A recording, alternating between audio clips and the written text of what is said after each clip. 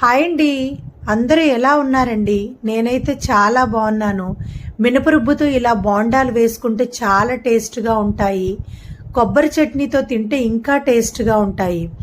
మినపరుబ్బులోకి కొంచెం గోధుమ నూక, టేస్ట్కి సరిపోయినంత ఉప్పు, సన్నగా కట్ చేసుకున్న ఉల్లిపాయ ముక్కలు, పచ్చిమిరపకాయలు, కరివేపాకు వేసుకొని కలిపి పక్కనుంచుకోవాలి. కళాయిలోకి ఆయిల్ వేసుకొని ఆయిల్ బాగా మరిగిన తరువాత ఇలా బోండాల్లా వేసుకోవాలి. లో ఫ్లేమ్లో కలుపుకుంటూ బోండాలు ఫ్రై చేసుకొని మంచి గోల్డెన్ బ్రౌన్ కలర్ వచ్చేంత వరకు ఫ్రై చేసుకోవాలి.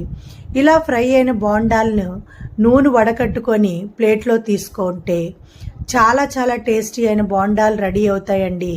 మీరు కూడా ఒక్కసారి ట్రై చేయండి. ఇలా కొబ్బరి చట్నీతో తింటే ఇంకా టేస్ట్గా ఉన్నాయి.